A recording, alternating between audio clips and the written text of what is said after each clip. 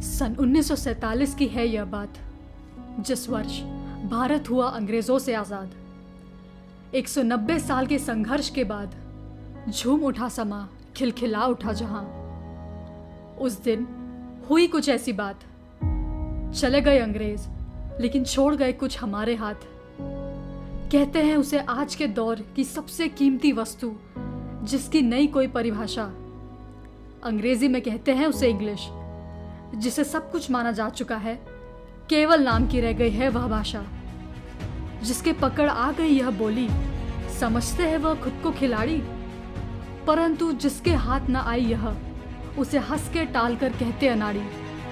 मेरे प्यारे भाइयों और बहनों, अंग्रेजी सीखना नहीं है कोई गौरव की बात। कहाँ गए वो दिन जब अंग्रेजी केवल होती थी एक भाषा, किंतु आज आता है वह काम, इंसान की ज्ञान और बुद्धि की अहमियत को दर्शाता। पूरी दुनिया में हर देश को होती है अपनी बोली पर गर्व, लेकिन हमारे देशवासी कुछ इस तरह सोचे कि कितनी रुचि है इसकी अंग्रेजी पर। छोड़िए फक्र करना उस चीज पर जो कभी नहीं था हमारा। अंग्रेजी तो केवल एक भाषा है यारो, लेकिन जब मिलो किसी अपने से, वार्तालाप हो कुछ इस तरह से, हम भूले नहीं कि हिंदी और भारत हमेशा था और रहेगा हमारा। क्यों अंग्रेजी यहाँ सबको लुभाती है? अपनी बोली में अपनों को ही वार्तालाप करने में इतनी शर्म क्यों आती है?